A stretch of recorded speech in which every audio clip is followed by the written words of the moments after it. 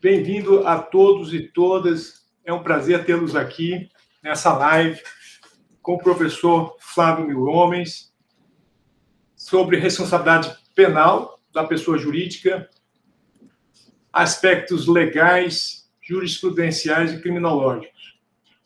Eu começo agradecendo a participação do professor Flávio, que muito enriquece essa live. O professor Flávio é um querido colega do Ministério Público do Distrito Federal e Territórios, um grande especialista na matéria penal, processual penal, penal tanto militar quanto penal comum.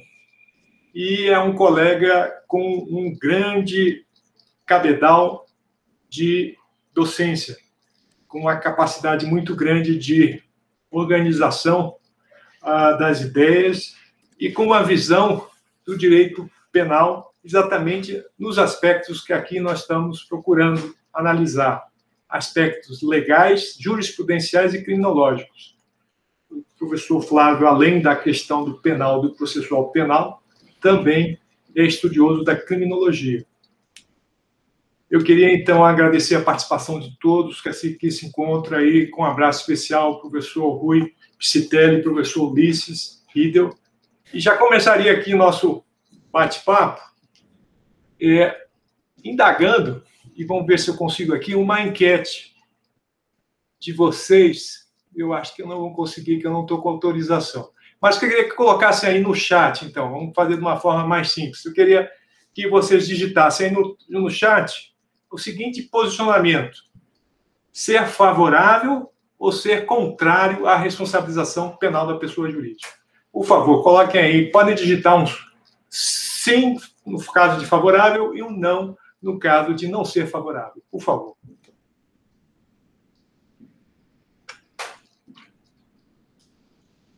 O Fernando é favorável. O Renato está chegando. Bem-vindo, Renato. O Rui é favorável. A Laura é favorável. A Letícia é favorável. O pessoal aqui tem uma visão bem contemporânea, pós-moderna do direito penal. Bom saber, observamos aí que a pessoa jurídica é um tema que, no âmbito do direito penal tradicional, aparece muitas vezes com uma certa dificuldade, no sentido de grande parte dos doutrinadores serem contrários à responsabilização penal da pessoa jurídica. Nós observamos que a Constituição de 88 foi inovadora no trato dessa matéria, e aqui ficou bem claro um embate entre vários doutrinadores que procuravam manter a máxima latina societas delinquere non potest. A sociedade não pode delinquir, ou seja, a sociedade não pode ter uma conduta típica, ilícita e culpável. Nesse contexto, quando surgem os dois dispositivos da Constituição Federal que tratam do tema, um lá no artigo 225 da Constituição, no seu parágrafo 3º, que vai tratar da responsabilidade penal ambiental e vai indicar que a pessoa física ou jurídica será responsabilizada penal e administrativamente, independente da necessidade de reparação do dano, o que no âmbito da doutrina do direito ambiental se chama princípio da tríplice responsabilização. Essa colocação da pessoa física ou pessoa jurídica levou vários doutrinadores a querer fazer uma dissociação da linguagem, associando a pessoa jurídica só à questão da responsabilização administrativa e da civil, não obstante o texto não fizesse essa diferenciação. Nesse aspecto, eu gostaria que o professor Flávio fizesse suas considerações iniciais, porque no artigo 225 a gente tem essa responsabilização já concretizada por meio da Lei 9.605/98, que é a Lei de Crimes Ambientais. Mas nós temos também o outro dispositivo, o artigo 173, lá na ordem econômica, e é interessante ver como a pessoa jurídica tem um grande reflexo não só na matéria ambiental, mas na matéria econômica, e lá a previsão para crimes de ordem econômica, financeira e economia popular. Ocorrendo, entretanto, que, no caso da responsabilidade penal ambiental, já há concretização, através da Lei 9.605. E no caso do artigo 173, parágrafo 5º, não há. Flávio, por favor. Muito bem. Muito bom dia a todos. Agora, participando de forma efetiva, tratando do tema, e eu acredito até que eu deva colocar um fone de ouvido, porque eu estou ouvindo um eco. Então, me aguardem só um instantinho, eu vou colocar o fone, e aí a gente segue para acabar com esse eco. Né, Paulo?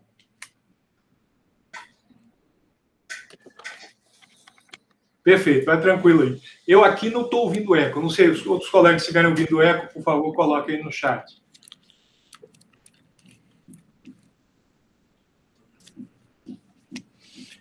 Pronto, melhorou, né?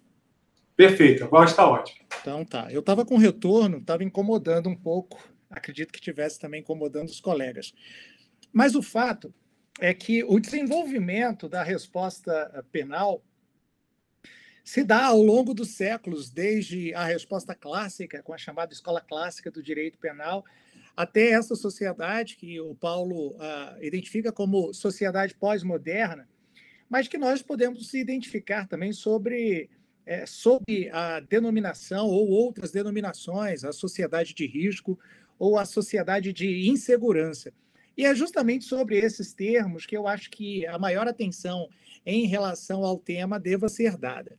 É fato que foi uma opção do legislador constitucional decidir-se pela punibilização das sociedades e dos entes, vamos chamar assim, desincorporados, sem existência física, e prevê a Constituição Federal esta possibilidade tanto em relação aos crimes contra o meio ambiente, identificando como objetividade jurídica que mereça a tutela jurídico-penal o meio ambiente saudável, esse bem da vida de natureza supraindividual, mas também, eventualmente, a prática de crimes econômicos, reconhecida a lesividade diante de crimes desta natureza que atingem também de forma indeterminada os integrantes da sociedade.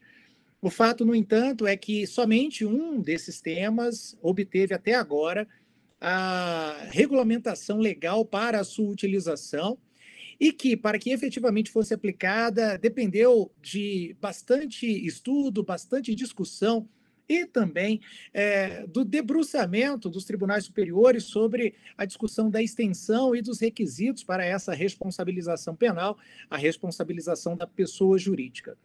O professor Paulo José, para mim, é uma referência, somos colegas de concurso, de mesma turma, e o professor Paulo fez a opção, uma opção heróica, e acredito que ainda hoje seja aquela que ele adota no Ministério Público, de atuar à frente da defesa da tutela do meio ambiente. Eu sempre fui um homem do crime, né? Eu ganho a vida com isso desde sempre. Atuei desde o início com a atuação clássica do Ministério Público no Tribunal do Júri, posteriormente trabalhando com drogas e entorpecentes, mas eu já me libertei, eu já larguei as drogas e hoje, como o Paulo já falou, eu sou promotor militar no Distrito Federal.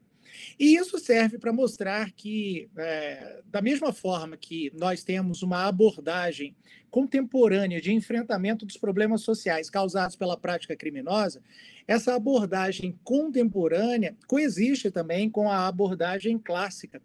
E é nessa dicotomia ou nessa complementariedade que nós vamos tratar do tema aqui proposto.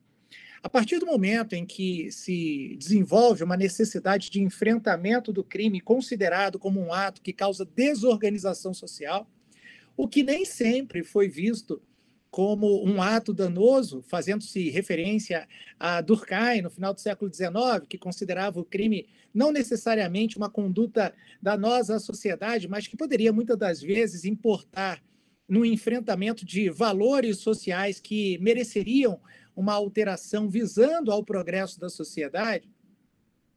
Mas, a partir do momento em que se identifica a conduta como criminosa e que gera desorganização social, faz-se necessária a utilização de um instrumento eficiente para tutelar e assegurar os direitos legítimos da sociedade. E é nesse contexto que nós vamos falar da aplicação do direito penal.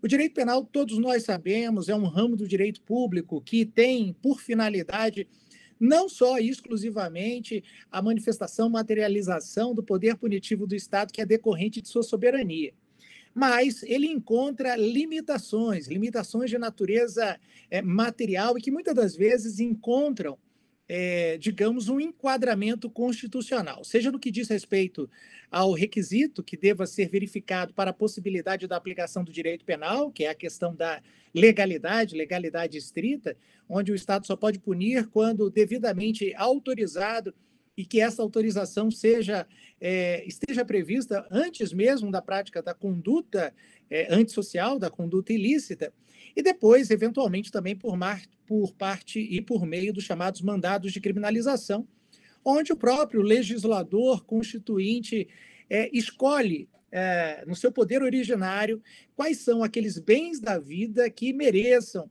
um tratamento jurídico penal. E foi justamente o que se deu em relação ao meio ambiente e ao enfrentamento dos crimes contra a ordem econômica. Foi uma escolha legítima do legislador constituinte pela utilização do direito penal para o enfrentamento de um problema que se considera um problema sério. E nós sabemos que, agora, sob um ponto de vista eminentemente criminológico, o direito penal ele é influenciado sobremaneira pela seletividade do sistema. Não são todos os crimes ou todas as condutas antissociais que merecem esse tratamento e essa denominação de crime, e também não são todos os autores de crimes que merecerão a atenção do Estado. Essa seletividade se dá sob o ponto de vista, portanto, legislativo, mas também se dá sob o ponto de vista operacional. E quando nós falamos em atuação do direito penal para o enfrentamento de práticas que afetam bens da vida, nós não podemos nos esquecer que é uma característica, e hoje, muito própria do garantismo penal, refletida por Ferraioli, e que pode ser identificada, com certeza, na Constituição Federal de 88, ninguém quer fazer aqui nenhuma reforma constitucional, longe disso, por favor, não me interpretem mal, a de que o direito penal ele deva ser restringido tão somente àquelas hipóteses que mereçam um tratamento incisivo, sério, do Estado no seu enfrentamento, sob pena, não só de desmoralização, mas também de ineficiência da utilização do sistema punitivo para o enfrentamento de um problema real. E é nesse contexto que nós falamos do chamado direito penal simbólico. O que é o direito penal simbólico? É a utilização do direito penal como resposta a um problema que não necessariamente trará uma solução. Cuida-se de uma resposta populista, punitivista, onde se atribui ao direito penal a solução para todos os males da sociedade. E nós sabemos que não é o aumento da pena ou a redução de garantias ou prerrogativas para a execução da sanção penal de alguém que teve a sua responsabilidade penal reconhecida em juízo, que vai servir de efeito dissuasório para que essa pessoa deixe de cometer um crime. Eu pergunto para o Paulo José. Paulo José, você já deixou de cometer algum crime porque a pena era alta?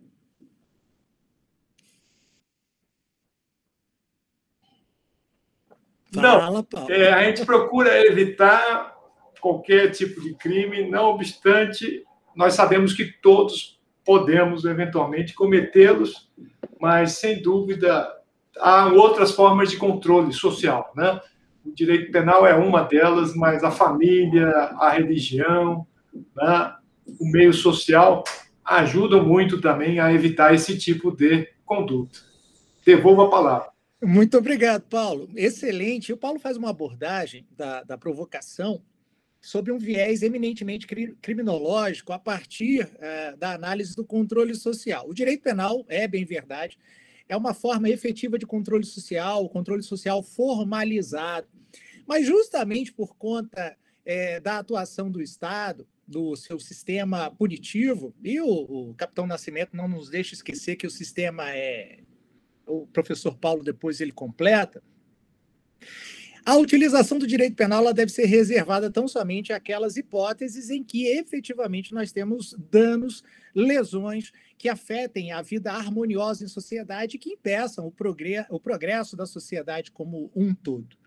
Pois bem, diante dessa situação, deve-se reservar, adotando-se a intervenção mínima do Estado, o direito penal para situações onde outras formas, outros ramos de enfrentamento legítimos do Estado não se mostrem igualmente eficientes. E é nesse contexto que nós vamos falar de uma função subsidiária do direito penal. Subsidiária por quê? Porque é menos importante? Não. Por trazer, junto com a eficiência da tutela do bem jurídico, né, que se elege como importante para a vida da sociedade, efeitos nefastos. São os efeitos estigmatizantes, são os efeitos de natureza não edificantes que decorrem da aplicação do direito penal, como, por exemplo, a discriminação social, a estigmatização do indivíduo que é alcançado pelo Estado, mas que antes mesmo da prática da conduta delitiva, em face de determinadas características étnicas ou socioeconômicas, já é apontado e condenado antes do processo justo como autor de práticas delitivas. Obviamente, eu me refiro à confusão que se faz entre pessoas oriundas de comunidades periféricas e que detêm uma determinada qualidade étnica ou racial, são pretos e pardos. As estatísticas mostram que são jovens, normalmente na faixa de 18 a 25 anos, e que podem muito bem, independentemente de terem ou não cometido um crime, a eles ser atribuída uma responsabilidade penal. É claro que essas preocupações são preocupações que remontam ao direito penal clássico, ao direito penal de enfrentamento de condutas que violam bens da vida, que são palpáveis. E aí, nesse contexto, nós estaremos tratando dos crimes patrimoniais, dos crimes contra a vida, eventualmente de crimes contra a fé pública, contra a dignidade sexual, mas sem esquecer, obviamente, também dos crimes contra a saúde pública, já que boa parte desta população, alcançada pelo Estado, marginalizada, estigmatizada e muitas das vezes inocuizada com a sua inserção no sistema penitenciário, se dá em face da prática de conduta que se enquadra na Lei de Drogas, na Lei número 11.343 de 2006. É claro que o direito penal, ele, desde a sua formalização, sistematização, a partir do iluminismo, de Beccaria, no início do século XIX, ele se dedica a essa análise de bens da vida palpáveis na sua maioria. Mas com a evolução da sociedade, passando pelo welfare state, mas mais recentemente com a identificação de que o Estado não tem como assegurar a todos aquilo que as pessoas têm necessidade, criou-se o conceito de sociedade de risco. E é neste contexto que nós vamos falar sobre a criminalidade econômica e sobre a criminalidade ambiental. Mas antes eu gostaria de trazer um conceitozinho acerca de sociedade de risco, que eu entendo tratar-se de um conceito que pode ser validamente adotado por vocês para a compreensão do tema. Então, vamos lá. O tema e termo sociedade de risco é um termo usado a partir da obra do sociólogo alemão Ulrich Beck, em 1986, para descrever a maneira pela qual a sociedade moderna se organiza em resposta ao risco. O termo coloca as origens e as consequências da degradação ambiental no centro da sociedade moderna. O sociólogo alemão efetua uma análise da sociedade contemporânea em que faz sobressair o fato dos aspectos negativos ou riscos superarem os aspectos positivos e, acima de tudo, escaparem do controle das instituições sociais. Em complementação, Anthony Giddens, sociólogo britânico, em complementação à obra iniciada por Beck, traz a seguinte conceituação. Uma sociedade de risco é uma sociedade cada vez mais preocupada com o futuro e também com a segurança, o que gera a noção de risco, enquanto Beck a define como uma forma sistemática de lidar com perigos e inseguranças induzidas e introduzidas pela própria modernização. É nesse contexto que nós vamos, então, analisar a função do direito penal para a tutela de um bem da vida que tem natureza, digamos, etérea, mas que pode efetivamente importar em danos individualizáveis. E o meio ambiente é considerado um direito fundamental, e o Paulo pode muito bem me corrigir, salvo engano, de quarta geração. É isso, Paulo? Um direito fundamental de quarta geração? As classificações de gerações variam um pouco de autor para autor, né? Mas perante o Supremo, que adotou a do Norberto Bobbio, coloca o meio ambiente como terceira. Não obstante, Norberto Bobbio fale também da quarta geração, do chamado biodireito, engenharia genética, clonagem, que no nosso âmbito da Constituição ficou também lá no artigo 225, que diz que tem que se proteger o patrimônio genético do Brasil no contexto da proteção do meio ambiente, né, da diversidade. Então, a diversidade não só individualizada dos indivíduos, mas também do material genético desses indivíduos. Mas a terceira geração seria a noção basilar, lembrando que para Bobbio a primeira vai pegar as liberdades, a segunda vai pegar os direitos sociais, e a terceira pega a noção de direitos planetários, ou seja, direitos que vão além das fronteiras nacionais. Aí, nesse contexto, entra o meio ambiente, entra a paz mundial também, né? Que já para Benevides, Paulo Benevides vai estar lá numa geração posterior. Paulo Benevides usa a expressão quarta geração para a paz mundial. Então, há essa variação. Mas o Supremo, por meio de decisões aí do ministro Celso Mello, adotou a posição do Norberto Bobbio, colocando terceira geração. Excelente. Muito obrigado, Paulo. Bom, então, o fato é que nós temos uma preocupação, um direito fundamental do cidadão, e é um direito planetário verdadeiramente, e os senhores e senhoras certamente se deparam, e eu vim acompanhando uma discussão recente de preocupações de natureza econômica e de geopolítica. Os senhores sabem que o Brasil sempre foi reconhecido pela sua capacidade de produção de bens primários, de gêneros alimentícios, que ajudava a alimentar a população mundial e ainda ajuda, em especial, a população chinesa, mas também pelo seu soft power, né? Pela sua capacidade de fazer acordos, pela sua capacidade de resolver problemas não por meio da supremacia militar, que nos falta, mas por meio da diplomacia. E o fato é que um analista estava justamente trazendo a sua consideração e a sua preocupação quanto à necessidade de preservação do meio ambiente, ao explicar, a partir de um conceito econômico, que o consumidor estrangeiro, quando ele adquire um produto brasileiro, não interessa se esse produto vem do Rio Grande do Sul, de São Paulo, do Mato Grosso ou do Pará. Ele é um produto no qual está inscrito Made in Brazil. Pois bem, diante dessa situação, sustenta esse analista que a Amazônia ficou maior do que o Brasil. E, ao ficar maior do que o Brasil, demonstrando-se uma falta de observação da tutela, da proteção do meio ambiente, da proteção da Amazônia, necessariamente essa falta de cuidado vai refletir economicamente no consumo de produtos oriundos do Brasil, porque eles são made in Brazil, o Brasil que não cuida, que não reconhece o Brasil, que não cuida da floresta amazônica, que não cuida do meio ambiente. É nesse contexto que nós vamos não só analisar o soft power brasileiro, mas também a necessidade de tutela, de proteção de barreiras, de limitações à exploração econômica do meio ambiente, ao se sustentar que a violação ao meio ambiente é uma violação de toda a sociedade e é uma violação não só de interesses da sociedade brasileira, mas da humanidade como um todo. Essa discussão se torna cada vez mais importante, principalmente diante, vamos chamar de carestia de produtos naturais. Hoje, nós lidamos com combustíveis fósseis que estão sendo, ao longo do tempo, substituídos por outras formas mais limpas de energia.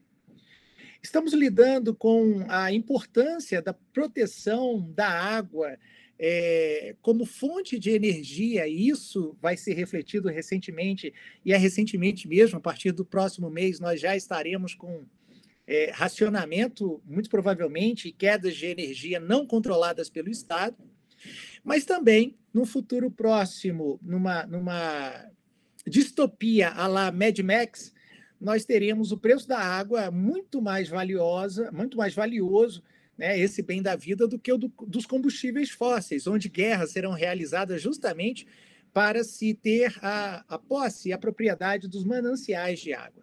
E o Brasil afortunadamente, um dos países de maior riqueza hídrica, não só nos seus cursos dos rios, mas também com seus lençóis freáticos, lençóis que recentemente foram negociados no Senado Federal. Foi passado um projeto, eu acho que pouco se falou, na época houve essa discussão, mas pouco depois se falou com a possibilidade de privatização dos nossos veios hídricos, mananciais hídricos, que principalmente são concentrados no Centro-Oeste e que visavam ser adquiridos por grandes companhias internacionais, a exemplo da Coca-Cola Enterprise. Pois bem, o fato, meu amigo, minha amiga, é que nós precisamos fazer face a uma vontade de exploração econômica e produção de riqueza que caracteriza a sociedade capitalista como um todo e que predomina no mundo, com a necessidade de sobrevivência da raça humana. E quais são as formas de impedimento, as formas de limitação do capitalismo, as formas de limitação da exploração econômica que não se preocupa com a preservação do meio ambiente como forma de sobrevivência sadia da comunidade? O Estado vai se valer, portanto, das ferramentas que estão à sua disposição da legislação. E é nesse contexto que nós vamos falar de duas formas de enfrentamento desse problema: a utilização do direito penal e a utilização do direito administrativo, né? Aquele tema que nós conversamos agora há pouco. Por que o direito administrativo tem importância, assim como o direito penal, no enfrentamento desse problema?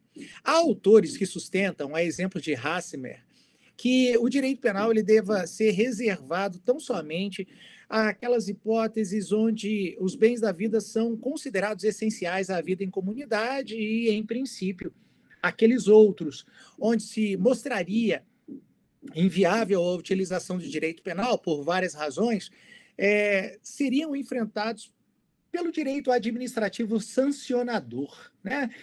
Uma espécie, uma modalidade intermediária entre o direito penal e o direito administrativo regulamentar propriamente dito, porque traria, juntamente com o seu emprego, a possibilidade de aplicação de uma determinada sanção, e sanção de natureza efetiva, eficaz.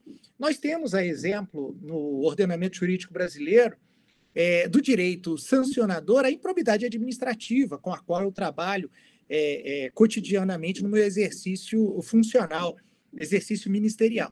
E confesso aos senhores que, muitas das vezes, o efeito dissuasório da utilização do direito administrativo sancionador se mostra muito mais eficiente do que a aplicação de uma sanção penal. Por quê? Porque o direito administrativo sancionador ele afeta o órgão mais sensível do corpo humano, que os senhores muito bem sabem qual é. Né, Paulo? Qual que é, Paulo? É o órgão do bolso, né? É o bolso, muito bem. É o bolso. E as pessoas, não só físicas, como também jurídicas, têm uma grande preocupação com a sua saúde financeira e, às vezes, dão até mais importância à saúde financeira do que à fisiológica propriamente dita.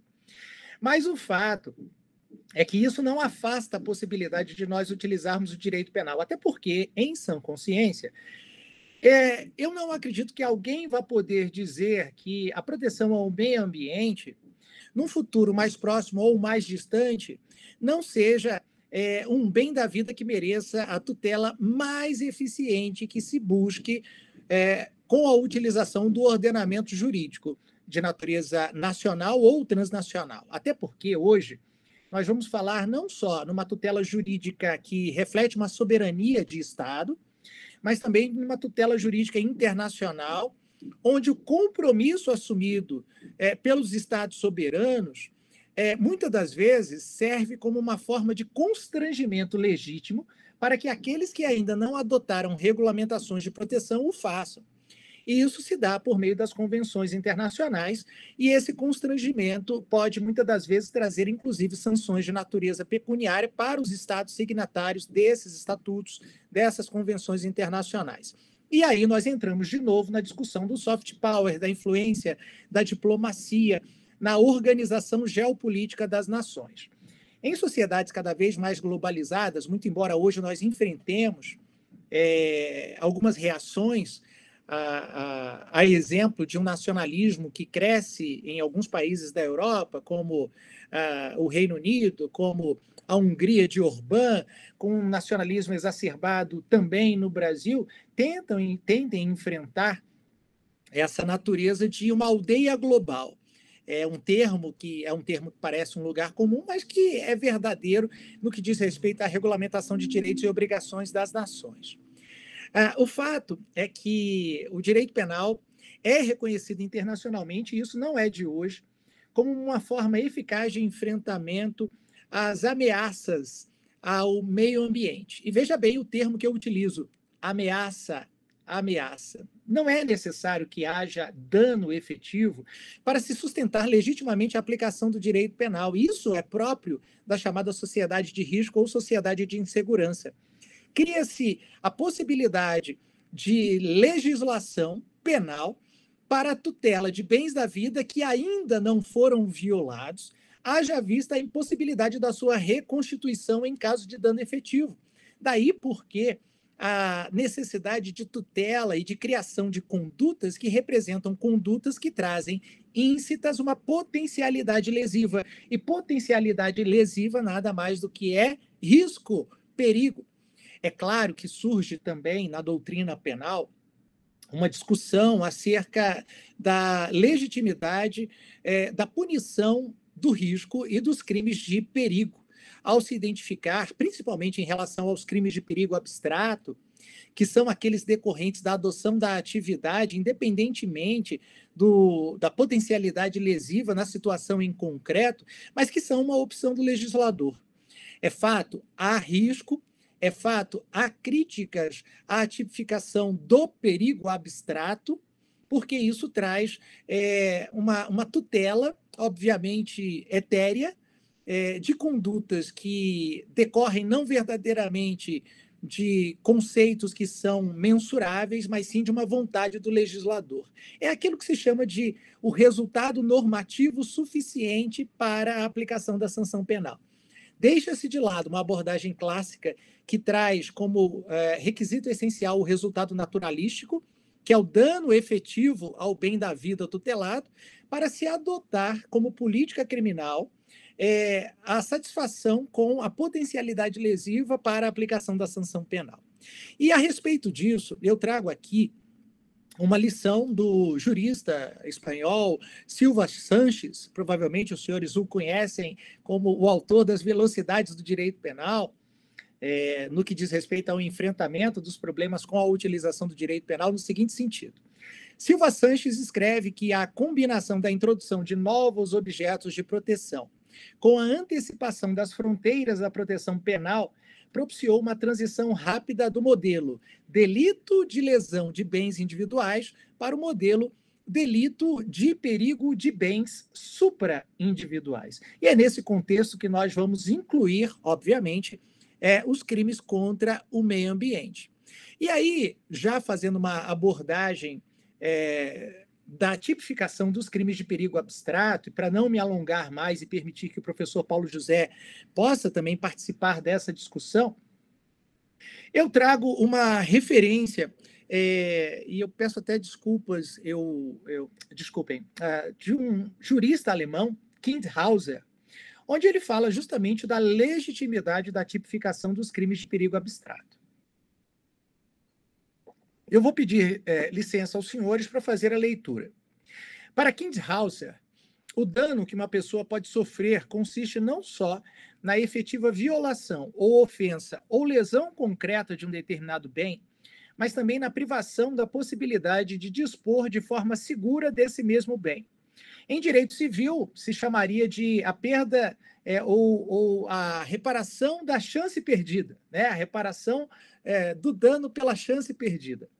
O perigo abstrato surge quando se veem afetadas condições de segurança que são imprescindíveis para um desfrute despreocupado dos bens, ideia que decorre da observação de que a impossibilidade de desfrutar de forma despreocupada de um bem implica a impossibilidade de retirar dele todas as utilidades potenciais de desfrute, e por isso há uma lesão. Não há, desse fato, não há uma necessidade de comprovação efetiva de lesão, mas já se identifica acerca da impossibilidade de fruição ou desfrute desse bem no futuro, a sua própria caracterização como dano suficiente para a utilização do direito penal, com duas finalidades. A finalidade de prevenção, a utilização do direito penal como forma de dissuasão da prática, e aí nós podemos adotar o chamado funcionalismo penal, onde se busca, a partir de uma abordagem lumaniana, o reforço do sistema punitivo, o reforço do sistema de regulamentação da vida em sociedade a partir de uma adesão voluntária da sociedade, mas também podemos trazer aqui uma análise político-criminal e de criminologia. O professor Paulo José, agora há pouco, fez alusão e referência ao controle social como forma de evitação, dissuasão de práticas socialmente danosas, né? E utilizou essa abordagem para sustentar que o direito penal ele não é a única forma de se evitar a prática de condutas socialmente danosas, mas ele é, sim, uma forma efetiva, formalizada de exercício do controle social. Mas, durante muito tempo, essa forma de controle social, sob um ponto de vista eminentemente materialista histórico, ele foi utilizado para controlar as massas a fim de se assegurar os privilégios de classes privilegiadas, os detentores dos meios de produção, baseando-se, então, essa utilização do controle social para a manutenção da luta de classes, reservando-se ao produtor de riqueza, à classe trabalhadora, uma posição de menor importância na sociedade. Ocorre que, com o desenvolvimento do próprio pensamento criminológico, nós nos deparamos hoje com pensamentos que guardam, sim, um fundamento no materialismo histórico do final do século XIX, mas que não abrem mão da utilização do direito penal para a proteção de bens da vida, inclusive da própria classe trabalhadora. Então, não afastam a necessidade da utilização do direito penal para a proteção do cidadão como um todo, mas sustentam, por sua vez, a necessidade de que o sistema punitivo atinja também as classes economicamente privilegiadas. Se os senhores não sabem ou não fazem essa vinculação a que eu estou fazendo referência, eu me refiro à chamada escola peraí, só um instantinho que eu vou me lembrar agora, que é o neorrealismo de esquerda. Me faltou, mas voltou rapidamente. É o neorrealismo de esquerda, que alguns, de forma até, digamos, querendo ridicularizar ou diminuir, chamam de esquerda punitivista. E a esquerda punitivista, ou o neorrealismo de esquerda, sustenta verdadeiramente a utilização do sistema contra aqueles que vinham se utilizando do sistema para manter a população economicamente oprimida em posição de não contestação. E nós podemos validamente sustentar, sob esse ponto de vista criminológico, que a punição dos crimes contra o meio ambiente, que não são de forma alguma praticados pelo cidadão, mas sim por Empresas, sociedades econômicas que visam aumentar o lucro sem a preocupação necessária de tutela, de proteção do meio ambiente e que tem aí um universo futuro muito reduzido, sem pensar num universo futuro mais distante, mas também ainda em se falando e se sustentando a punição dos crimes contra a ordem econômica. O fato é que muito se tem a discutir em termos de política criminal, quanto à ampliação da punição da responsabilidade penal da pessoa jurídica, que não certamente se limitará à responsabilização por danos ao meio ambiente, à responsabilização pela prática de crimes que afetam a ordem econômica e financeira, mas também aqueles que eventualmente afetem a saúde pública. Os senhores certamente têm acompanhado as discussões da Comissão Parlamentar de Inquérito, como diria o senador do Amapá, me faltou o nome agora do senador, o vice-relator, depois o professor Paulo José me lembra, mas ele falou... É o Randolph. O senador Randolph. Atentai, Brasil! Atentai, Brasil! Atentai por quê? Porque, recentemente, nós tivemos a notícia de que uma empresa que explora seguro de saúde vinha realizando experimentos com remédios não autorizados pela Anvisa no tratamento do SARS-CoV-19. Certamente trata-se de uma conduta mais do que reprovável, realizada não por uma pessoa, mas como uma estratégia empresarial que buscava certamente a obtenção de lucro com a produção e comercialização desses medicamentos, ao passo do que ocorreu com a ivermectina recentemente, e que certamente afeta a sociedade como um todo e merece, sim, a tutela jurídica. Como? Atingindo-se tão somente as pessoas que concorreram diretamente para a utilização desses medicamentos, médicos e enfermeiros que nos hospitais vinculados a essas empresas receitavam esse medicamento, ou pela própria estratégia empresarial adotada para fazer com que esses medicamentos pudessem ser comercializados em maior monta e, com isso, o lucro fosse potencializado. O direito penal não se mostraria um instrumento razoável e necessário para o enfrentamento deste problema, representado por uma estratégia empresarial. E, para encerrar, a gente vai falando e outras coisas vão surgindo, surgem certamente problemas relacionados à necessidade de demonstração de causalidade entre a conduta da empresa e o resultado ou o perigo de dano que se quer imputar a essa empresa como justificador da aplicação do direito penal. E saibam os senhores que hoje o direito penal não se satisfaz mais com a teoria da equivalência das condições, que remonta ao positivismo jurídico do final do século XIX. E, para isso, eu trago a discussão e depois até sugiro que o professor Paulo José traga a discussão a questão da análise da relação de causalidade e a sua evolução ao longo dos séculos, da chamada teoria da condição suficiente ou teoria da condição inus. A teoria da condição suficiente, ela trata a partir e serve para explicar o concurso de elementos que, por si só, não são suficientes para a causação do dano, mas que, em conjunto, representam a condição que é suficiente para a imputação de responsabilidade penal. E ela serve, certamente, para a demonstração da relevância causal do voto, por exemplo, do membro do conselho diretor dessa empresa, que utilizou como estratégia empresarial a necessidade de, vamos chamar assim, forçar ou constranger os médicos que integravam a empresa a adotar um determinado procedimento de abordagem dessa doença. Estamos falando referentemente à pandemia de SARS-CoV-19.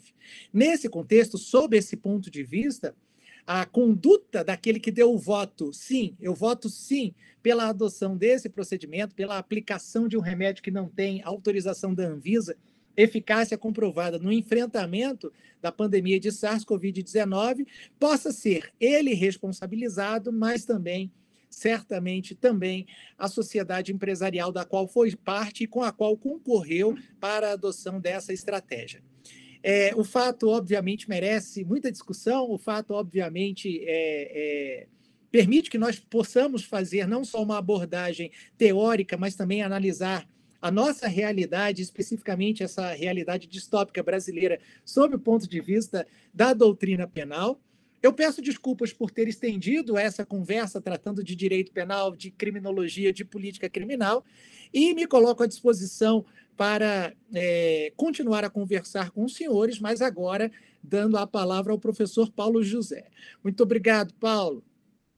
Obrigado, Flávio. Aproveitando então aí o gancho, vamos ver alguns outros elementos ligados a essa questão trazida pelo Flávio da causalidade.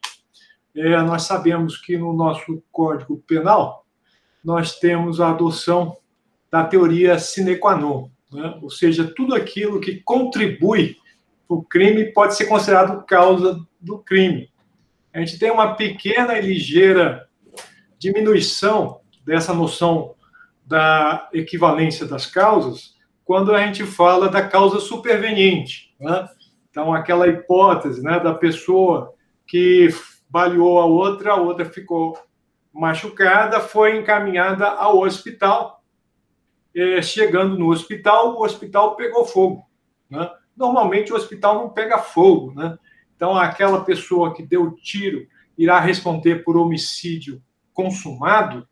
Aí a causa superveniente diz que não. No caso, o fogo foi algo que surgiu, que não está ligado a um desdobramento natural do evento tiro acertado. Se a pessoa morresse, por outro lado, por uma complicação médica, em que a operação para a retirada da bala não deu certo, aí sim seria um homicídio consumado. Nesse contexto, no âmbito da pessoa jurídica, o que ocorre? A Lei 9.605, referente ao crime ambiental, ela estabeleceu que a pessoa jurídica, para ser responsabilizada, deveria atender 2 requisitos. O primeiro requisito é o requisito da decisão do órgão dirigente da pessoa jurídica. Então, a pessoa jurídica, para ser responsabilizada, deveria ser responsabilizada se o órgão dirigente teria resolvido, por exemplo, cortar uma madeira numa área de preservação permanente. Então, a diretoria se reuniu lá e os diretores, em sua maioria, decidiram indevidamente fazer esse corte.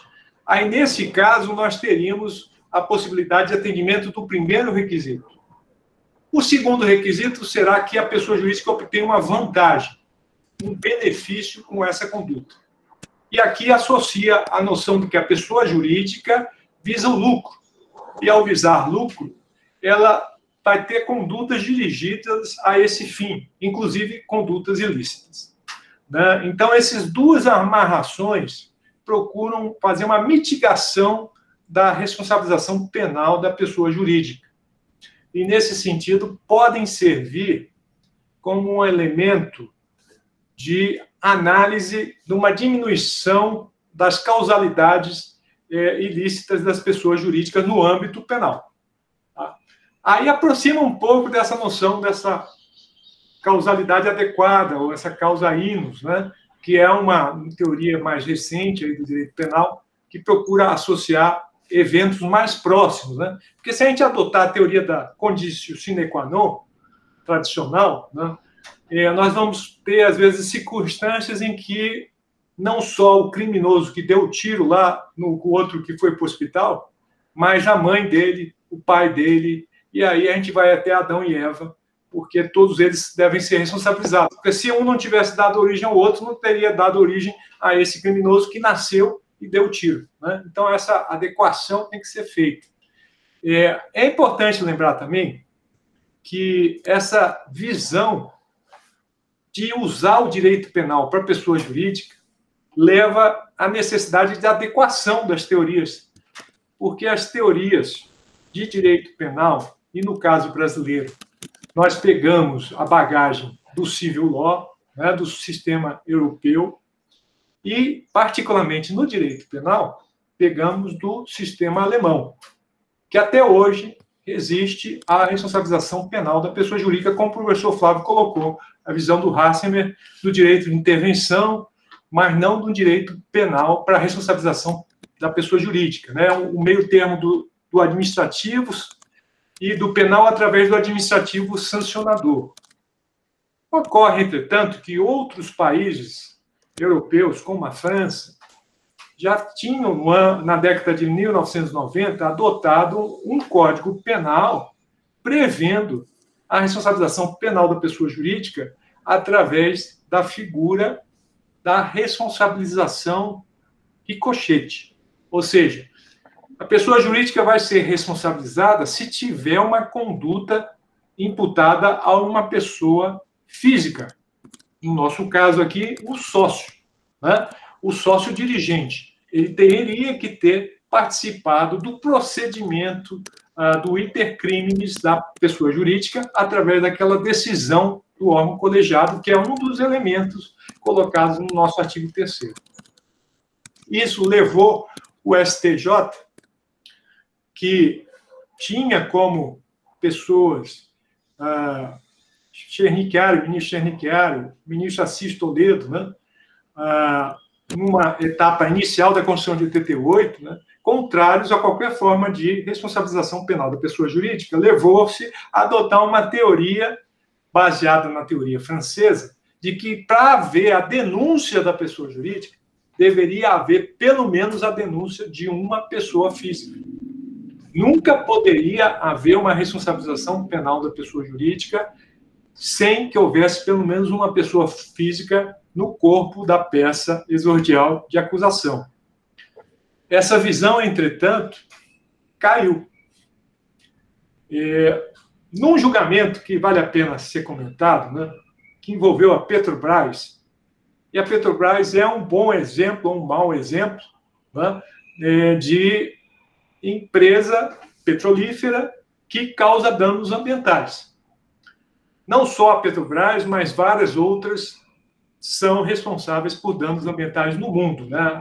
Alguns autores colocam, né, o Salomão Shekara, né, que foi o primeiro autor brasileiro a ter um livro sobre responsabilidade penal ambiental, e foi a dissertação dele de doutorado na USP, a tese de doutorado dele na USP. Ele dizia, quer dizer, que a Europa mudou esse posicionamento graças exatamente a vazamentos de petróleo ocorrido lá na costa da Espanha, na costa da Grécia. E a mudança de paradigma é uma resposta da realidade social à questão do direito penal adequar-se a ela. E, nesse contexto, a Petrobras foi objeto de uma denúncia envolvendo o presidente da Petrobras, um gerente da Petrobras e a própria Petrobras. Então, nós tínhamos 3 pessoas. Uma pessoa jurídica, a Petrobras, e 2 pessoas físicas, naturais. O gerente e o presidente da Petrobras. Ocorre que, no curso do processo, que no âmbito do STJ chegou, houve habeas corpus, aí foi saindo. Saiu o gerente... Não, primeiro saiu o presidente, depois saiu o gerente. E no STJ ficou só, então, no polo passivo, né, da ação penal, a Petrobras. E o STJ tinha, então, esse princípio da dupla imputação que estabelecia a necessidade de um concurso necessário entre a pessoa física e a pessoa jurídica. E o STJ extingue, então, o processo, uma vez que não poderia prosseguir uma ação só com a pessoa jurídica. E, nesse contexto, o MPF faz um recurso para o Supremo, recurso extraordinário, e o processo cai na mão da ministra Rosa Weber, que olha a Constituição de 88, nesse artigo 225, parágrafo 3º, e lá não vê nenhuma necessidade de haver uma pessoa natural para que a pessoa jurídica seja responsabilizada. E aí a teoria da dupla imputação cai, e hoje é possível responsabilização somente da pessoa jurídica, sem que tenha nenhuma pessoa física. O STJ também, nesse caso, Rui, se adequou à jurisprudência do Supremo, e nós temos vários precedentes, ministra Maria Tereza, dizendo que a dupla imputação não vigora mais e que há possibilidade, sim, da responsabilização penal da pessoa jurídica de forma isolada. No âmbito de política criminal, é interessante isso para persecução, no sentido de facilitar, né? Porque você, muitas vezes, não consegue a informação da ata da reunião em que a pessoa jurídica madeireira estabeleceu que iria cortar a madeira ilegalmente, né? Essa questão de probatória fica bem mais complicada com essa desnecessidade, você mostrando que houve uma anuência do órgão de direção e que houve vantagem, né? Aquela madeira foi vendida e entrou no faturamento da empresa, você eventualmente consegue uma denúncia hábil para esse tipo de delito. Agora, é importante destacar também que há várias críticas, né, à responsabilização penal da pessoa jurídica, porque, diferente da França, no Brasil não houve nenhuma adaptação da responsabilização penal da pessoa jurídica no âmbito do Código de Processo Penal, né? Então, a gente poderia indagar, por exemplo, pessoa jurídica vai ser ouvida como? Professor, vai ser ouvida como toda e qualquer pessoa jurídica em juízo, por meio do preposto, né? Na prática, às vezes, ocorre dessa maneira, né? Eu tenho vários processos criminais envolvendo pessoas jurídicas aqui no DF, notadamente na região lá de Santa Maria, que é uma das regiões que eu atuo, nós temos a BR, né? A BR que vai para Belo Horizonte. E aí tem muito caminhão com carga que deveria ter uma autorização ambiental para passar com carga de produtos perigosos no DF e não tem. Então, no primeiro momento, eu peguei alguns colegas que pegavam o pobre do motorista e responsabilizavam por esse transporte. Eu depois comecei, num determinado momento, a não considerar o motorista, porque o motorista lá está cumprindo uma ordem que não é manifestamente legal. Então, não via razão para um motorista ter justa causa de ser responsabilizado. Mas eu ia sempre atrás do sócio dirigente, aí pedia o estatuto da empresa, né? E, às vezes, havia problemas, porque, às vezes, a empresa tinha 3, 4 sócios, os 3, 4 eram dirigentes. Dependendo da organização da empresa, você pode ter circunstâncias aí em que você vai ter que responsabilizar um grupo grande. Se eu adotasse, então, como agora estou adotando, a responsabilização só da empresa pelo transporte, que está permitindo ela um faturamento indevido por causa de uma desobediência ambiental, fica mais fácil fazer esse procedimento de responsabilização, né? Aproveitando aí o gancho também da questão envolvendo o aspecto da pessoa jurídica ser ou não passível de responsabilização, vale a pena fazer menção ao debate ocorrido no âmbito da criação da pessoa jurídica para o direito. A pessoa jurídica vai surgir no direito no âmbito do direito civil, que já está consagrado aí desde o nosso Código 1916 a existência da pessoa jurídica como um sujeito ativo e passivo, né? Ou seja, um sujeito que pode ser imputada conduta a ele e que pode ser responsabilizado por essa conduta. Esse debate surge com a discussão entre Savigny e Otto Gierke. O Savigny, que defendia que a pessoa jurídica era uma criação ficcional do direito. O direito cria a pessoa jurídica para poder amoldar ela à norma jurídica. Então, para Savigny, a pessoa jurídica não teria uma existência no mundo real. Seria uma existência só no mundo do dever ser. Já vem o Otto von Gierke e vai dizer, não, a pessoa jurídica existe no mundo real. E essa realidade é uma realidade técnica, uma realidade orgânica, porque você vê a pessoa jurídica fazendo negócios, fazendo contratos, celebrando negócios jurídicos, causando dano a pessoas. Então, a pessoa jurídica existe na realidade E ele adotava uma teoria que foi usada também no direito administrativo. E essa é a peculiaridade que integra esses ramos, no que se refere à questão de imputações. Né? Para o direito administrativo, a gente tem aquela expressão, né? Órgão público. Né?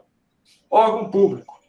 Então, o Ministério Público do Distrito Federal é um órgão público, a Secretaria de Governo é um órgão público do Distrito Federal.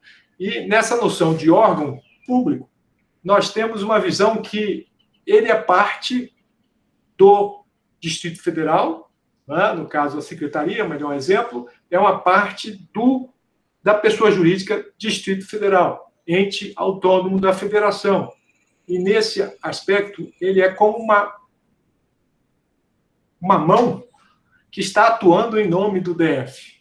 E como essa mão atua em nome do DF, através de um agente público que vai corporificar um fazer desse órgão, de acordo com as suas competências, né, eu posso imputar a esse agente e ao pessoa jurídica a responsabilização por uma determinada conduta indevida. Essa figura, então, da responsabilidade objetiva, né, do Estado no direito administrativo tem, então, também um paralelo no âmbito do direito civil e do direito penal. Só que no direito penal não vige a noção de responsabilização penal objetiva.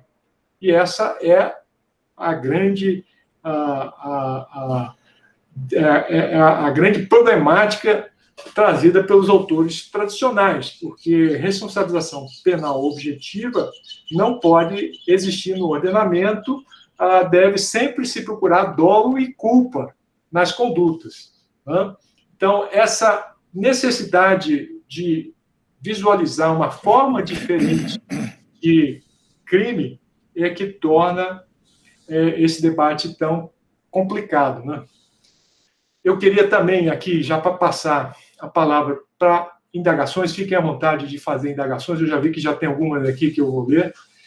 Só para fechar, destacar também o que o professor Flávio colocou com relação aos crimes de perigo. Né? No âmbito da legislação ambiental, a gente tem vários crimes de perigo. Vamos pegar aqui um exemplo bem claro. Em crimes contra a flora, há previsão de que a pessoa que porta uma motosserra sem autorização do órgão ambiental está cometendo um crime. Observa que eu não estou indagando se a pessoa cortou uma árvore ou várias árvores com aquela motosserra. O simples fato dela ter a posse da motosserra em si já torna ela uma pessoa criminosa. Nesse contexto de um crime de perigo. E mais também do que um crime de perigo, um crime que procura antecipar o iter criminis, que é composto aí da cogitação, da preparação, dos atos executórios e, por fim, da consumação, já procura pegar a pessoa no que a gente poderia chamar de atos preparatórios. Né? A pessoa tem a motosserra, porque eventualmente poderá ou não, mas perante a legislação ambiental, se ela não tiver autorização, ela corre esse risco de, com base na sociedade de risco, cometer esse delito, independentemente do corte ou não da árvore. Então, observa também a questão da antecipação da criminalização no âmbito do iter criminis. Isso é bastante comum na legislação ambiental. Outro exemplo, né, muito corriqueiro aí na região de São Paulo, e no DF, graças a Deus, não é tão comum, é a questão do soltar o balão, né? A questão do balão incendiário, né? Que tantos estragos fazem aí em várias partes do país. Também é um outro exemplo dessa noção do crime de perigo. Flávio, eu passo a palavra para você para alguma outra análise, correção aí do que eu falei, aprofundamento. O Paulo, eu acho que agora é a hora de nós abrirmos o microfone para começarmos a discutir um pouco esse tema. E o Rui já está pedindo ali a vez dele. Vamos passar para o Rui?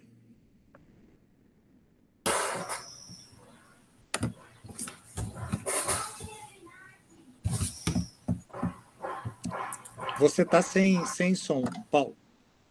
Desculpa, pessoal. Então, passa a palavra para o professor Rui e depois a gente vai analisar as outras perguntas aqui no chat, do Renato, do Fernando e do Roberto. Por favor, Rui. Bom, primeiramente quero dizer só a título de questão de ordem, professor Flávio, que o professor Paulo, mesmo quando não tem som no microfone, ele se faz entender, tá? Então, esse é uma questão que eu queria trazer aqui, que o professor Paulo, mesmo não falando, ele já se faz entender, aí pelo seu pensamento, pela sua clareza, tá? Um grande abraço, Paulo. Parabéns pelo evento, né? Professor Flávio, realmente a palestra deu um viés aí bem contemporâneo, né, do direito penal, linkando, né, com o direito administrativo sancionador. Vinha, inclusive, um pouquinho antes da sua brilhante fala, falando com o professor Paulo, tenho dado, inclusive, muitas aulas no pós-graduação mesmo, né, de processo administrativo disciplinar, e venho falando para os meus alunos que hoje essa expressão processo administrativo disciplinar ou qualquer outro processo administrativo sancionador, ela já não é mais adequada, né? Deveríamos falar aí o direito administrativo disciplinar, né? Não mais o processo administrativo. A gente evolui do processo administrativo para o direito sancionador, né? Aí com grandes autores, como o professor saudoso, o professor Diogo de Figueiredo Moreira Neto, né? Enfim, seguimos aí nessa trajetória de reconhecimento da teoria dos princípios e muita aproximação das garantias materiais, né, do direito penal. O professor Fábio Medina Osório, também na sua obra, né, do direito administrativo sancionador, aproxima muito aí o antigo processo administrativo sancionador ao direito administrativo sancionador. Então, isso é inconteste, né, e quero parabenizar isso na sua fala, dessa aproximação entre o direito administrativo sancionador e o direito penal, bebendo o direito administrativo sancionador nas grandes garantias do direito penal. Mas a minha indagação vai em outra questão, né? É o seguinte, principalmente quando a gente pega, isso iniciou, obviamente, pela seara ambiental, né? A gente começa a falar em objetivação das responsabilizações, né? Isso é muito bom, obviamente, sobretudo no direito ambiental, né, que, obviamente, não se deve esperar o dano, a questão da prevenção, a questão de não ter que se provar a culpa, né, o tão só fato do risco relevante, né. Na responsabilização administrativa, de já há muito tempo se adota em face do Estado, não em face dos cidadãos, né, mas em face do Estado, a outra face da moeda, o risco administrativo, né, exatamente esse que se procura alargar agora para os cidadãos. Então, na verdade, o risco administrativo para os administrativistas já há muito conhecido como responsabilização do Estado. E aí vem a minha questão para o senhor. Na atualidade, vem se falando muito, e como diz, principiando pelo direito ambiental, de que a responsabilização administrativa no âmbito ambiental prescindiria da demonstração de culpa, né? E agora o senhor vem colocar, brilhantemente, a questão que o próprio direito penal contemporâneo, né, também deveria exercer um papel preventivo, um papel mais orientador do que punitivo, e aí também já começa a se, digamos assim, criar um caráter etéreo em relação à culpa e também numa linha de objetivação da responsabilização penal também. Então, o meu raciocínio se forma no sentido de que, tendo começado em face do Estado, e sabemos que o risco administrativo para o Estado é uma garantia para o cidadão, né, devido ao risco administrativo da atuação do Estado, e inclusive já se evolui muito, né, professor Nelson Rosenval já vem falando aí numa quarta dimensão de responsabilização civil do Estado, quase que no sentido da responsabilidade integral, né, da prevenção, da promoção, da eficiência, não mais só do dano do risco administrativo, mas quase que já indo para o risco integral mesmo. E aí o meu questionamento: será que quando isso se volta para os cidadãos, isso também pode ter uma adequabilidade razoável, né? Na medida em que todas as garantias penais e de direitos fundamentais aí, pós-Revolução Francesa, aprimorados aí pela Segunda Guerra Mundial, após a Segunda Guerra Mundial, dado que essas garantias, na verdade, elas são garantias do cidadão, até que ponto a gente entra em conflito nesse sistema de a gente começar a adotar para o cidadão a responsabilidade mais dura que até então a gente vinha adotando para o Estado. E, num princípio, na responsabilização administrativa para os cidadãos, que já vem se falando em direito ambiental, a inexistência de culpa para a responsabilização administrativa. E agora a gente avançaria para a responsabilização penal também, num sentido mais preventivo. Isso não é um contrafluxo no sentido das garantias do cidadão, se levar a ele também esse alcance, digamos assim, mais restrito dessas garantias, que até então se aplicava ao Estado e agora também tenciona se aplicar ao cidadão? Qual é a sua visão sobre isso? Rui, com a licença do professor Paulo José, o professor Paulo José está se comunicando ali, ele está com o microfone desligado, mas eu estou entendendo. O professor Paulo se comunica mesmo sem fone, a premissa é essa. Então, eu estou entendendo. O fato, Rui, é o seguinte. Primeiro, eu queria fazer uma pequena consideração quando eu digo que o direito penal, quando, na realidade, você diz que o direito penal teria uma função orientativa. Essa visão funcionalista, que remonta ao finalzinho do século XX, ela é orientativa para uma determinada parte da população, porque essa visão do funcionalismo sistêmico de Günther e Jacobs remete à legitimação e fundamentação do chamado direito penal do inimigo. Então, a utilização do direito penal tem duas funções. Para o cidadão, que é o cumpridor de regras, a punição de quem viola as regras serve para reafirmar a adesão voluntária do cidadão aos valores éticos sociais. Né? Então, essa é uma abordagem, como você classificou, de recomendatória. Né? Então, o cidadão ele é recomendado a continuar andando, como diz um sábio, dentro das 4 linhas da Constituição, enquanto para aquele outro que não tem respeito pelos valores éticos sociais, pelos padrões de comportamento social que deles são esperados e, portanto, viola o chamado princípio da confiança, é pau na cabeça, né? É chapéu de otário e marreta. Essa é a tese do Günther Jacobs quando sustenta o direito penal do inimigo no seu funcionalismo sistêmico. Então, só para esclarecer essa questão do efeito de recomendação do direito penal, porque, na realidade, nós sabemos que o direito penal não tem função de recomendar nada para ninguém, ele vai punir com a finalidade de proteger, né? Beleza? Então, tá. Segundo ponto. Você faz uma análise, que é uma análise perfeitamente adequada do desenvolvimento das garantias fundamentais a partir do final do século XVIII, com a Revolução Francesa, e a repetição dessas garantias duramente conquistadas ao longo dos anos nas constituições dos países democráticos, desde a Constituição norte-americana, Constituição francesa, Constituição norte-americana e depois com a sua réplica nas constituições europeias e, por conseguinte, também na Constituição Cidadã de 1988. Mas aí é que está. De um lado, eu tenho a garantia do cidadão e, de outro lado, eu tenho a necessidade de um instrumento para justamente assegurar uma outra garantia fundamental do cidadão, que não é uma garantia clássica, mas uma garantia que lhe é assegurada pelo constitucionalismo moderno, que é o direito a um meio ambiente sadio, onde ele pode exercer o direito legítimo à felicidade, né? Que também é um direito constitucional, materialmente constitucional. E quando se sustenta essa possibilidade de utilização do direito penal, ela não é utilizada contra o cidadão, ela é utilizada em favor do cidadão. E é em favor do cidadão contra um ente colegiado, coletivo. Especificamente em relação à pessoa individual, que poderá eventualmente ser responsabilizada junto com a sociedade empresária, mas não necessariamente, eu não vou abrir mão da utilização dos seus direitos e garantias para o reconhecimento da sua responsabilidade penal.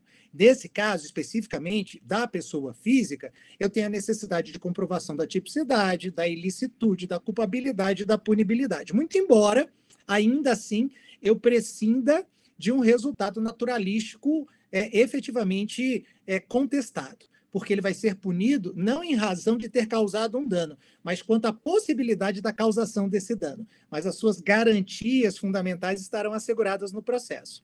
A única coisa que eu estou fazendo é trazer para essa nossa conversa esse ente etéreo, esse ente não personalizado, mas personalizável, que é uma ficção jurídica, mas que é portador de direitos e obrigações, que é a sociedade. Então, sinceramente, eu acho que existe uma compatibilidade razoável no sistema que permita essa coexistência de garantias que são umas para o cidadão e outras para a sociedade delinquente. Vamos utilizar esse termo.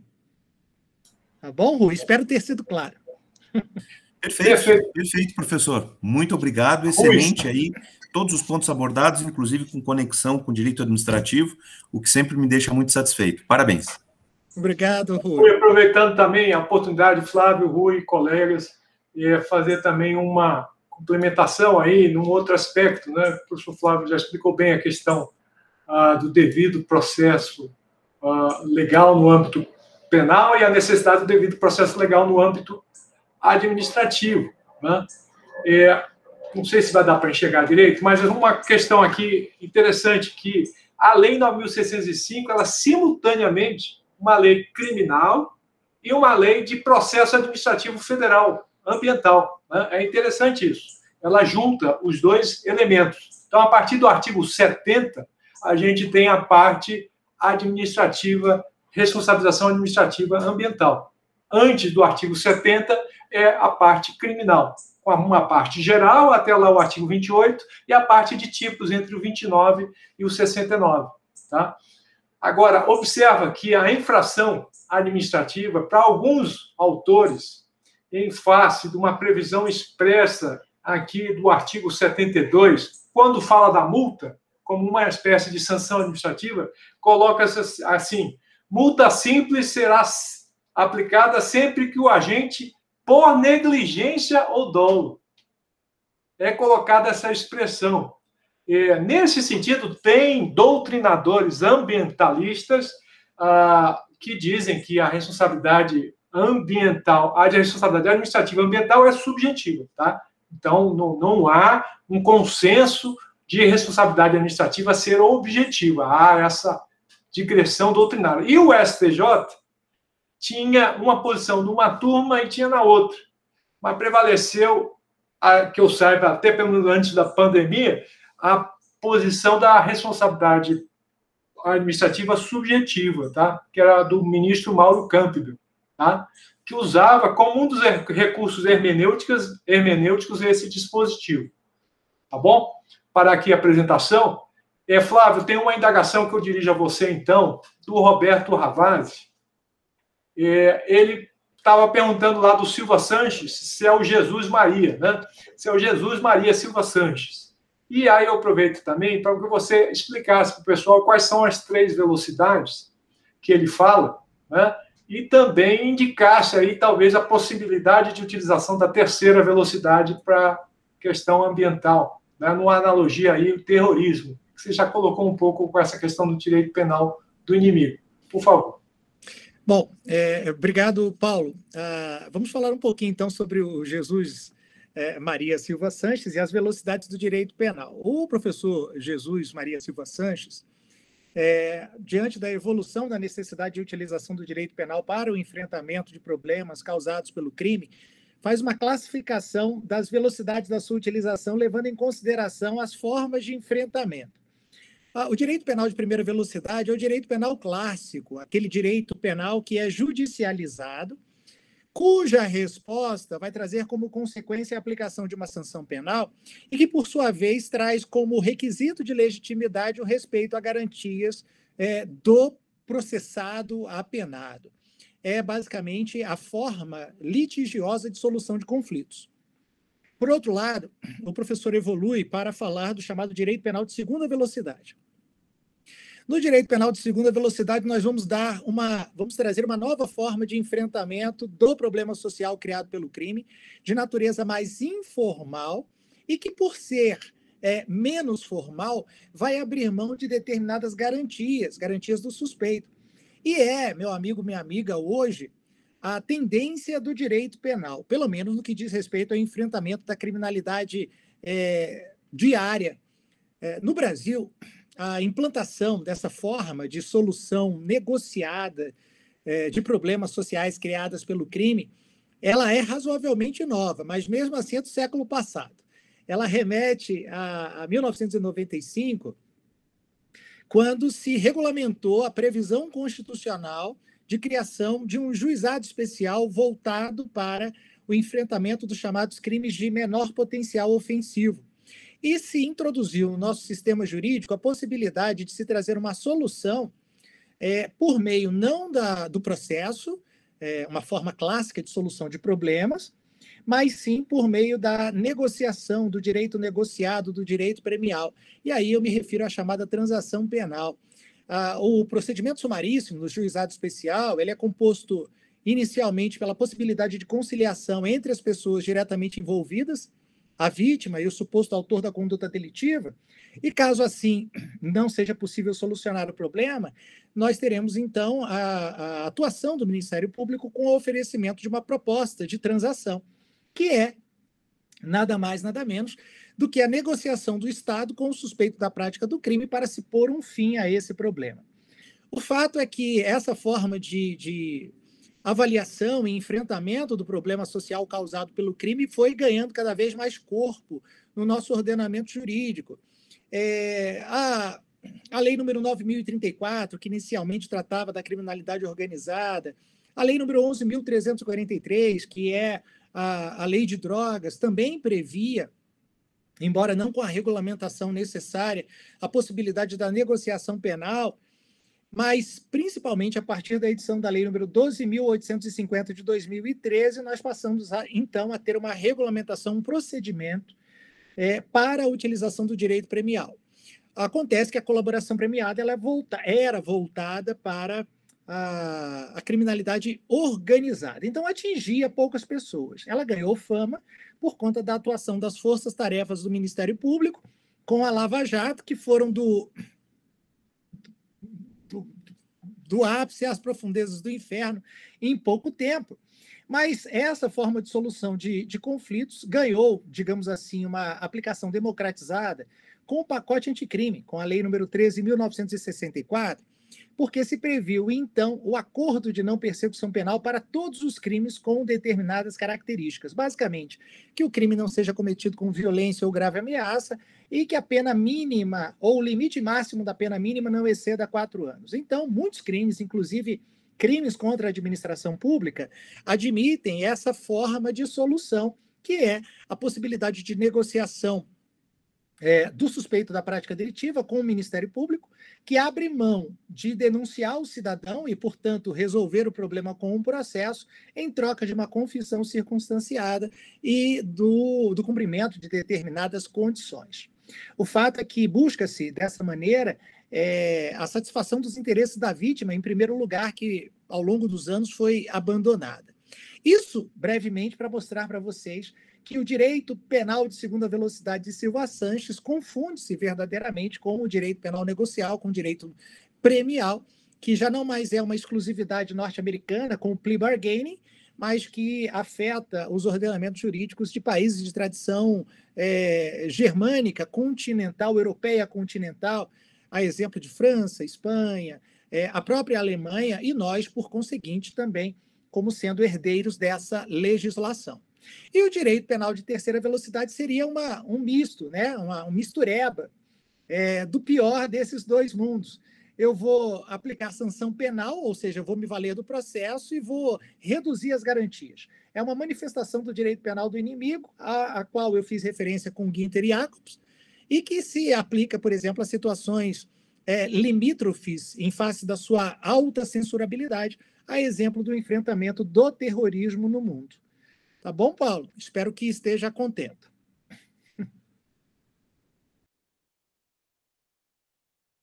Perfeito, tá contento. Eu agora vou, então, ver a outra indagação feita pelo Fernando Henrique. Uma indagação muito interessante que a gente não tinha tocado e está muito ligada aí também a esse debate. Ele coloca, o Fernando Henrique: a pessoa jurídica de direito público, em tese, não visa benefício próprio. Entretanto, a Constituição Federal não distingue pessoa jurídica de direito público e de direito privado. Solicito aos eminentes professores esclareçam a respeito da possibilidade de requisitos para a responsabilização de empresas públicas. Aí aqui eu começo, aí depois passo a palavra para você, Flávio. Pode ser? Então, observa, Fernanda, aqui é um outro ponto muito interessante, né? A pessoa jurídica de direito público pode ser responsabilizada penalmente no âmbito do meio ambiente. Em outras palavras, uma pessoa como o DF pode ser denunciado por ter cometido algum crime ambiental. Aí há uma divergência doutrinária. A jurisprudência ainda não bateu um martelo com relação a essa questão. Como você diz, Fernando Henrique, a verdade é que a legislação e a Constituição não faz diferenciação. Não há nenhum dispositivo dizendo que, no artigo 3º, só a pessoa jurídica de direito privado vai ser responsabilizada. Assim como não há um dispositivo também dizendo que a pessoa jurídica de direito privado e de direito público vai ser responsabilizada. Então, não há nenhuma previsão nesse sentido. Os autores que defendem a não possibilidade da responsabilização penal da pessoa jurídica afirmam basicamente o seguinte: pessoa jurídica sempre tem um interesse voltado para o bem comum. Tendo o interesse voltado para o bem comum, faltaria aquele requisito lá do artigo 3º, que diz que a pessoa jurídica, para ser responsabilizada, tem que obter uma vantagem ou benefício próprio.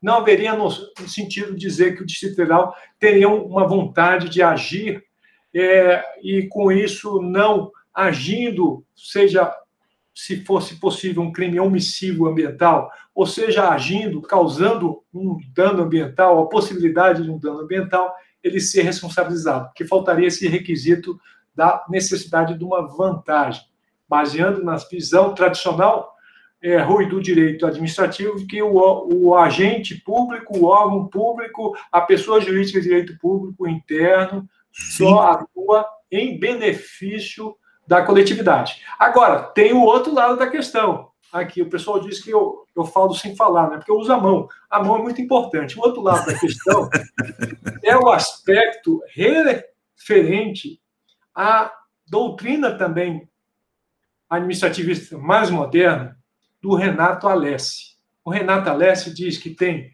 um interesse público primário e um interesse público secundário. Então, teriam dois interesses públicos. Esse autor faz uma diferenciação. Ele diz que o Estado pode sair da sua rota.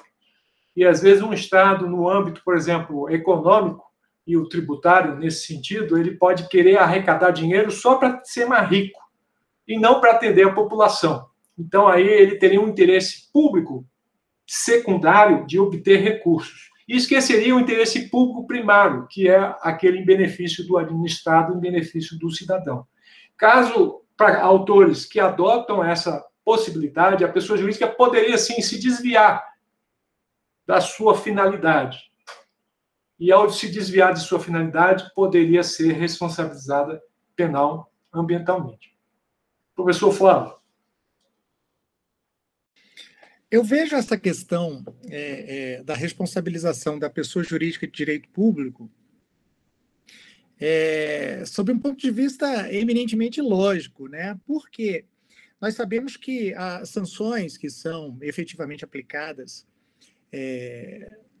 no caso da responsabilização da pessoa jurídica de um modo geral, são sanções de natureza de intervenção, de restrição e, eventualmente, no seu grau mais alto de intervenção econômica mesmo, com a liquidação, o encerramento das atividades, liquidação do patrimônio, etc.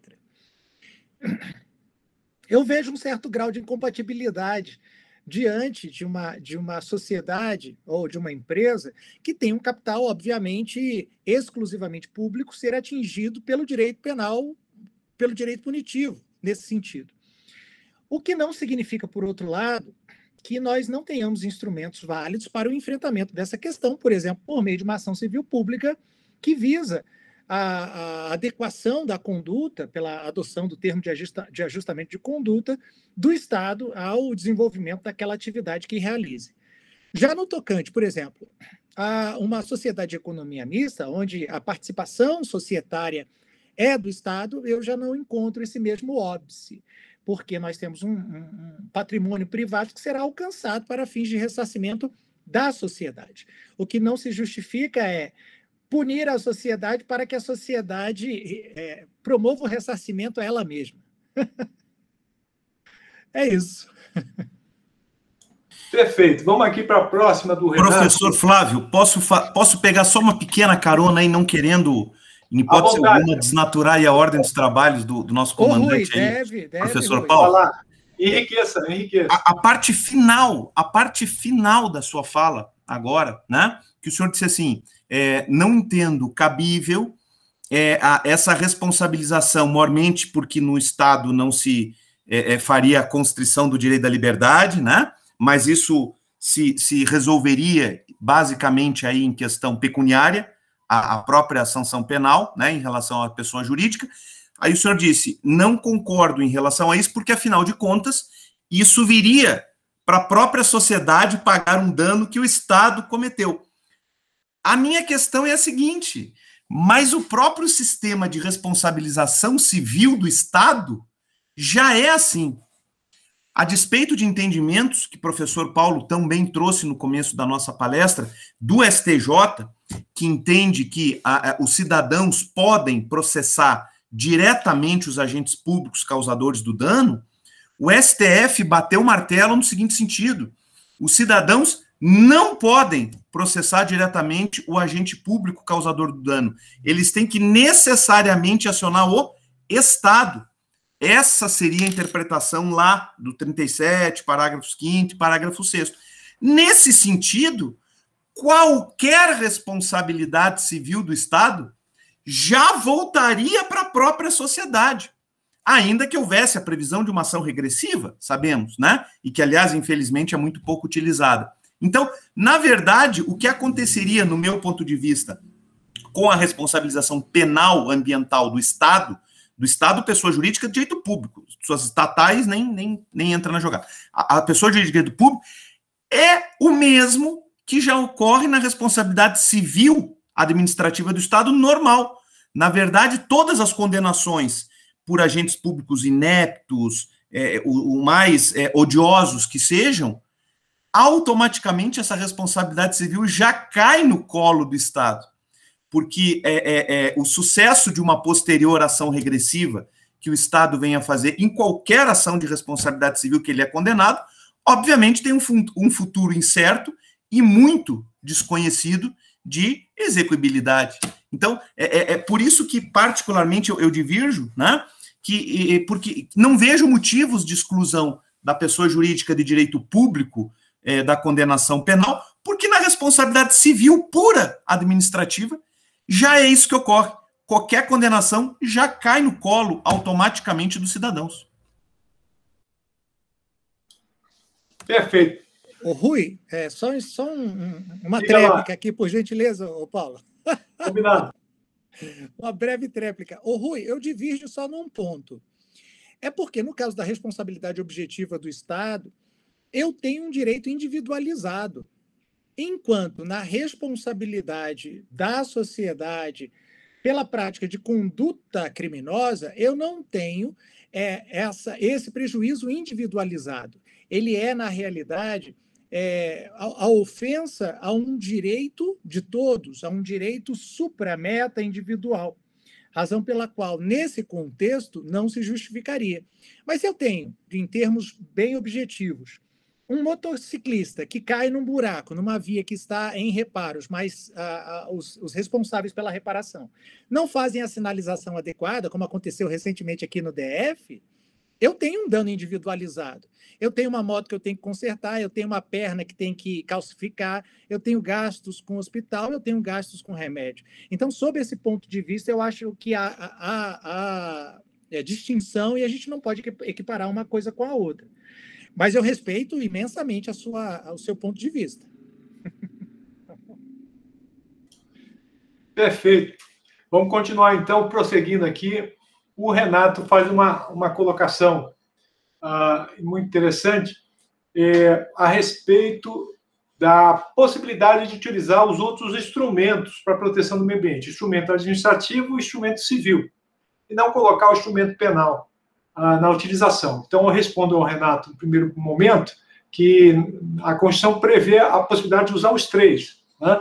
Agora, que efetivamente, no meu ponto de vista prático, pode ser muito mais interessante a responsabilização civil e a responsabilização administrativa para a prevenção do dano, a questão também de reparação do dano, que é o que se quer, ou evitar que o dano ocorra, né? E a ação civil pública, nesse sentido, da tutela inibitória é muito mais eficaz. Eu concordo plenamente com você, Renato. E o Renato também coloca aqui no âmbito administrativo que falta, às vezes, a infraestrutura, né?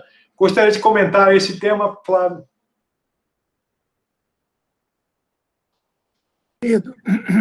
Não, obrigado, estou satisfeito com o seu comentário.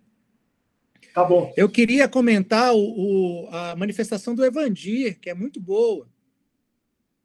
Que o Evandir ele faz uma análise comparativa aqui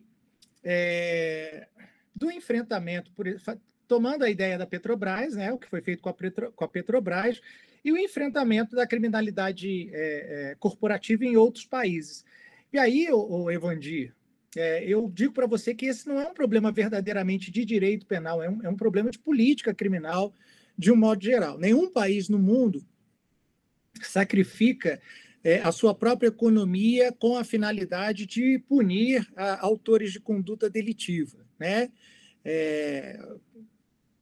Isso, infelizmente, aconteceu no Brasil, eu concordo com você.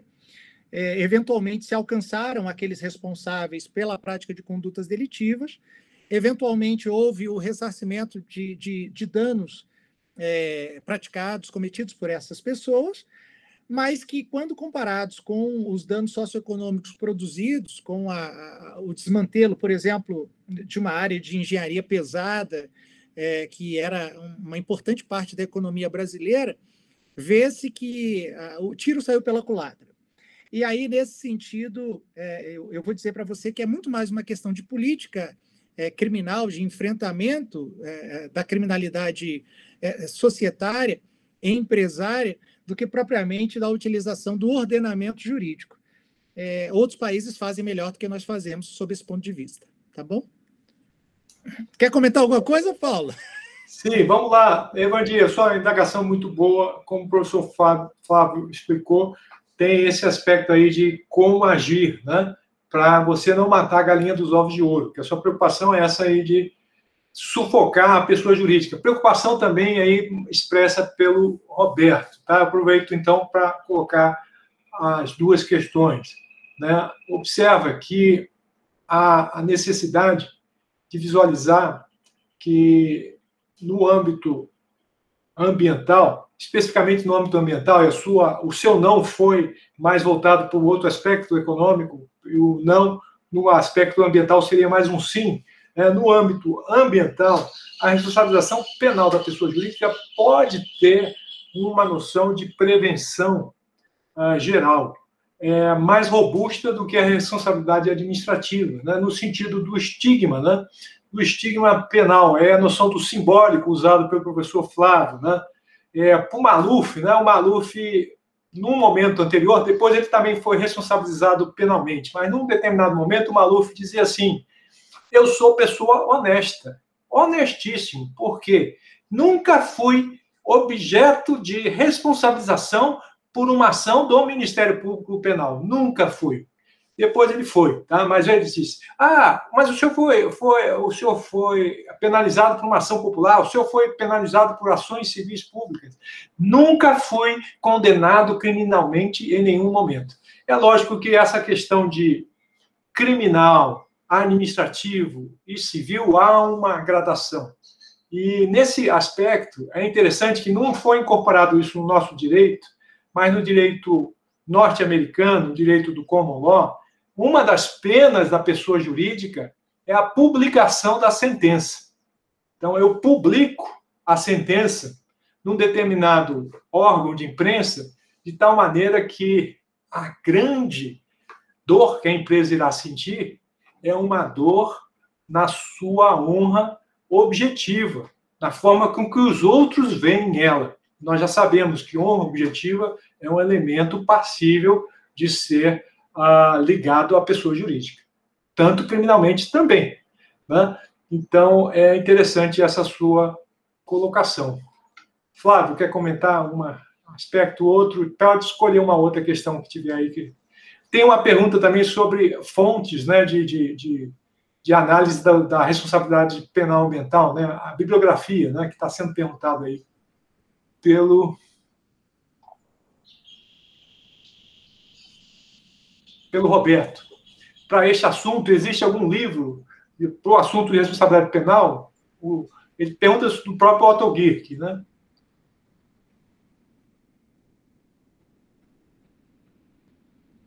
Eu acho que você tem mais condições, por conta da vivência, Paulo, de indicar essa bibliografia. Mas isso pode ser feito depois por escrito, né? A gente pode fazer uma pesquisa e mandar algo mais completinho para os alunos, de um modo geral. Acho que vai ajudar todo mundo.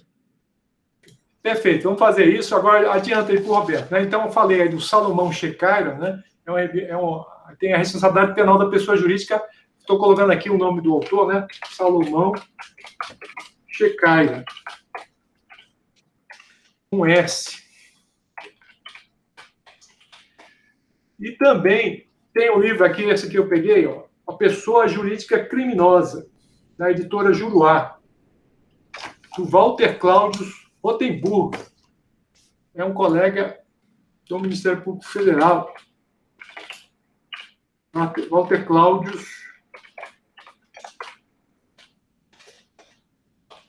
Rotenburgo. O Gierke você vai encontrar não o livro dele, propriamente dito, mas citação dele em outros autores, né? Bom. Pessoal, acho que basicamente a gente conseguiu fechar, né? Lembro os alunos que essa participação é interessante que vocês cliquem aí no formulário para poder aproveitar o tempo dessa atividade para fins acadêmicos. Passo as palavras finais, agradecendo a todos e indicando que foi muito proveitoso. E a gente acabou pegando aí 2 horas de live, mas muito bem aproveitadas. Passa a palavra para o professor Flávio fazer a sua despedida. Queridos, eu quero agradecer primeiramente ao gentil convite feito pelo Paulo José, que eu tenho absoluta certeza é muito mais fundado no carinho que ele tem por mim do que por qualquer outra razão. Quero agradecer a todos os alunos que nos brindaram com essa audiência qualificada e me ouviram falar algumas coisas interessantes, outras baboseiras, mas que certamente contribuem para a discussão, uma discussão válida acerca de um tema que é um tema muito importante e que eu tenho absoluta certeza vai se desenvolver ao longo dos próximos anos.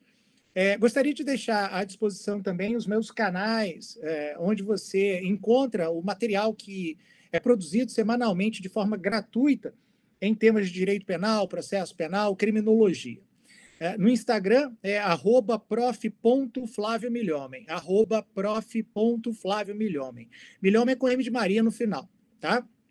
O Paulo, ele aumentou, já é muito, né? Milhomem, mas ele meteu milhomens. Tem também um ramo da família que é Milhomens. No Facebook, professor Flávio Milhomem. Recomendo também o canal do YouTube, professor Flávio Milhomem, também conteúdo semanal lá disponível. E o canal do Telegram.